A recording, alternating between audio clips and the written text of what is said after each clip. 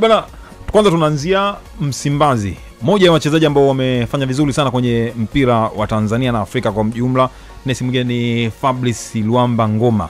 Huyu mwamba nimewahi kuripoti hapa, ilikuwa ni mwezi wa 11 kwamba alisema msimu huu ukiisha utakuwa wa mwisho pale Simba. Na inaonyesha hivi sasa kuna ofa nono sana kutoka pale Libya. Ndio. Fabrice Ngoma ameielewa na huu unaelekea kuwa msimu wake wa mwisho ndani ya ligi kuu ya soka Tanzania bara.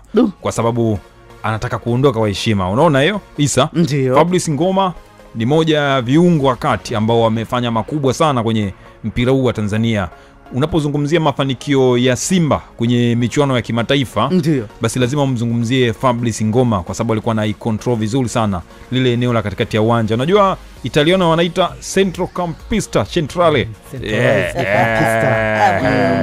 Sasa Fabrice Ngoma alikuwa sio mchezaji, yani sio mchezaji tunajua unapomuona Ngoma, bali ni kiongozi uwanjani.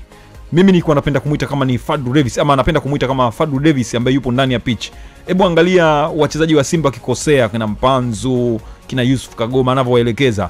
Japokuwa siku chache tu zilizopita katika mchezo wa finali alikutana na kichwa ngumu, alimuelekeza, alikuwa ni golikipa yule Musa Kamara, na yeye akaonyesha kuleta ubishi. Ubabe akaona ubazo unaniambia nini?